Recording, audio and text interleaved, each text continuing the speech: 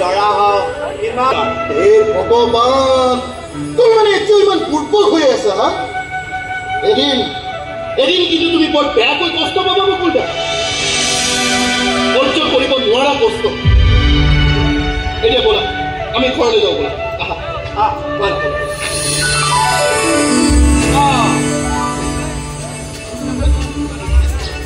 motorcycle লৈ আহিছা নি তোৰ মটৰচাইকেল নি মোক উঠাবি নে মটৰচাইকেল দেখি মই বৰ ভাল পাওঁ জানানে মই তোমাক কাৰেণ্ট লোকেশ্যনটো পঠিয়াই দিছো আহি যোৱা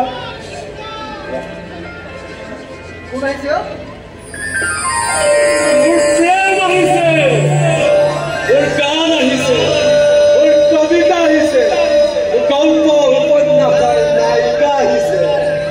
আচ্ছা তাৰমানে জোন আহিছে মোৰ বাবে এমুকু জোনাক লৈ আহিছে তেতিয়াহ'লে মই আকৌ যাওঁৱে নেকি ওলাই হাঁহিছো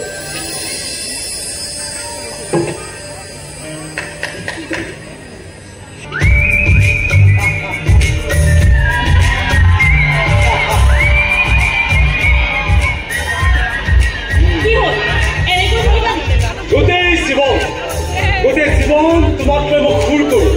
তোমাক চাই মই গম ঘূৰাই থাকিম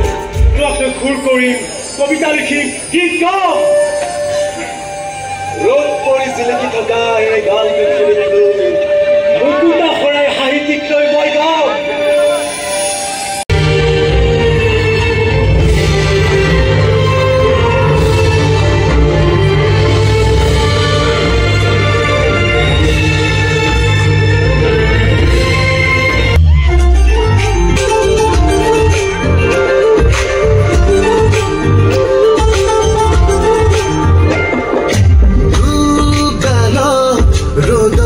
বাগিচা তীৰে বিৰাই হাঁহি মুকুতা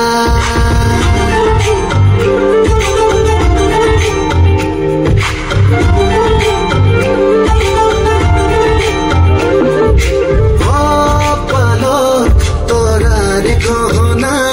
কিনো দিওঁ তোমাক উপমা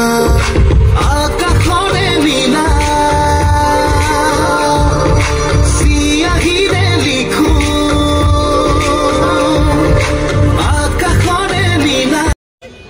তোমালোকৰ পৰিয়ালটোৰ লগত চিনাকি মোৰ আজিৰ নহয় চাকৰি কালৰে পৰা এই বিকাশৰ লগত বন্ধুত্ব মোৰ বহুত দিনীয়া দুই বন্ধু একেলগে থাকিম বুলিয়ে আমি ইয়াতেই মাতি কিনি ঘৰ কিন্তু ডাঙৰ ল'ৰাটো সেইটো দুৰ্ঘটনাতে পংগু হ'ল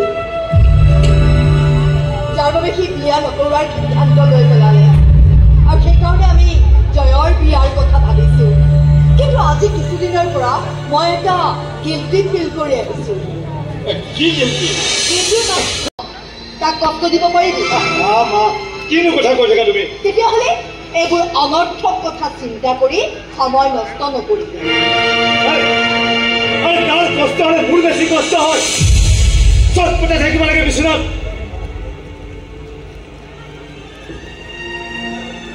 ধাৰখিনিটো যেনেকৈ নহওক কাঢ়িবই লাগিব ভাইটিও যদি ধাৰখিনি মাৰিব সক্ষম নহয় তেন্তে ঘৰখনৰ ডাঙৰ ল'ৰা হিচাপে মই এই ঘূৰা ভৰিখনেৰে কেনেকৈ ঋণ পৰিশোধ কৰিম কি আছে নকওঁ কি আচলতে বহুত আগতে আলোচনা কৰিব লাগিছিলে তাই বিষটো সহ্য কৰি বেমাৰটো আমাৰ পৰা লুকুৱাই ৰাখিলে এটা কি হ'ল এটা কি হ'ল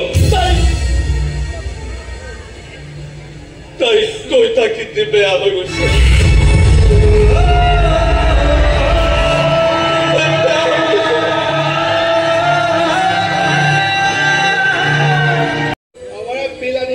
খাইটো ভাল হৈ যায়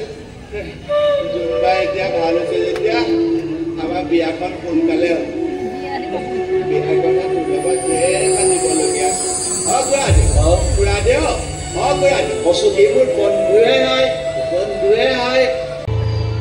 কিন্তু এতিয়াতো আৰু একো উপায় নাই যিহেতু আজি ছোৱালী ঘৰৰ পৰা মানুহ আহিছে গতিকে বিয়াৰ ডেট ঠিক হ'ব কিন্তু বিজয় দা কিন্তু কি বেবীলৈহে বেয়া তাই চিন্তাধাৰাবোৰ আনতকৈ বহুত বেলেগ হয় শশাংক তুমি এইবোৰ কি কথা কৈছা মই বেয়া চাইডটো কৈছো ভাল চাইডটো যেনিবা তোমালোক আছাই কিন্তু নিগেটিভ চাইডটো সদায় আগতেই ভাবিব লাগে দিয়াচোন হ'লেও তুমি আজি শুভক্ষণত যিবোৰ জাতীয় শব্দ উলিয়াব নালাগে নহয় তই ৰচুন আজিৰ এইটো পৰিৱেশত তুমি কিন্তু ভাল কথা কোৱা নাই